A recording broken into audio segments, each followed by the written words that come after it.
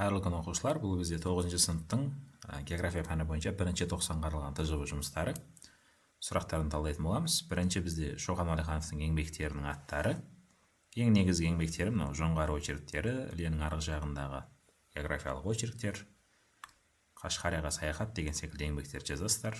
Екінші ғылыми мақала. Бұл деген зерттеу жұмыстарының нәтижесін белгілі бір ғылыми топтың алдына ұсыну. Сол ұсынудың қағаз түрі, мәтін түрінде ұсыну. Жалпы мақала көпшілік бұқара халыққа жазылады, немесе белгілі бір ғылыми топқа арналып жазылады, екі мақсатта. Мына жерде сол туралы ақпараттар берілген. Келесі, жерді қашықтықтан барлау тәсілдерін анықтап сипаттаңыз. Екі түрлі сурет берілген. Бірінші суретте бізде аэрофото түсірілім ұшақтардың көмегімен немесе дрондардың көмегімен жасалынады, жергілікті жерді суретке түсіреді.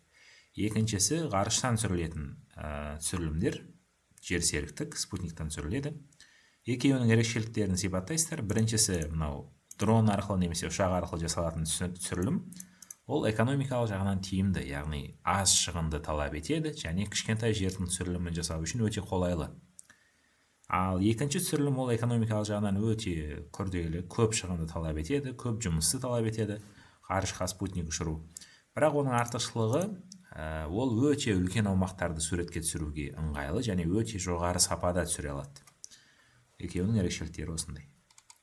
Келесі, берілген табиғи хронимдердің екеуіне анықтама беріңіз дейді. Мынау Сарыарқадан Тянь-Шаньға дейін таулардың аттары берілген хронимдер. Солардың екеуіне ғана анықтама беріңіз дейді. Мына жерде барлығына мен анықтамасын жазып қойдым. Өздеріңіз ішінен екеуін таңдап жазасыздар. Келесі, Қазақстанның шығысы мен оңтүстік шығысын алып жатқан орографиялық нысандар. Ол бізде таулар, биік таулар. Берілген нысандар тиісті орнына топтастырыңыз дейді. Мына нысандарды қайсысы Тұран жазығына тиесілі, қайсысы Шығыс Еуропаға тиесілі, осылай бөліп көрсетесіздер. Қазақстанның ең биік нүктесі және ең төмен нүктесі. Ең биік нүктесі Хан Тәңірі, абсолюттік биіктігі 6995. Ең төмен нүктесі Каспий маңы ойпатында Қарақия ойысы, -132 метр, теңіз деңгейінен төменде.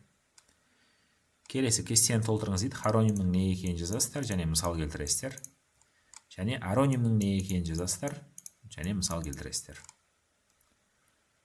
Ары қарай, физикалық картаны пайдалана отырып, Қазақстандағы географиялық нысандарды жазыңыз дейді. Таулар жазасыздар, 5, кем дегенде 5 жазу керек екен. 5 жазықтың атын, 5 өзеннің атын. Осыларды жазсаңыздар болады. Келесі, сәйкестендіру тапсырмасы.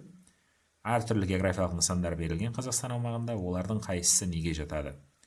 Мына жерде стрелкамен сызып көрсетіп қойдым. Осылай сәйкестендіресіздер. Және ең соңғысы, екі сурет берілген тектоникалық қозғалыстың екі түрі. Қайсысы қалай аталады? Атын жазасыздар және сипаттайсыздар. Біріншісі субдукция, материктік тақта мен мұхиттық тақтаның соқтығысуы. Сол кезде материктік тақта үстіге көтеріледі, мұхиттық тақта астына кіреді. Ал екінші суретте екі материктік тақтаның соқтығысуы жазылған. Бұл коллизия деп аталады. Бұл кезде жер қыртысы қатпарланып, биікке қарай көтеріледі, яғни таулар түзіледі.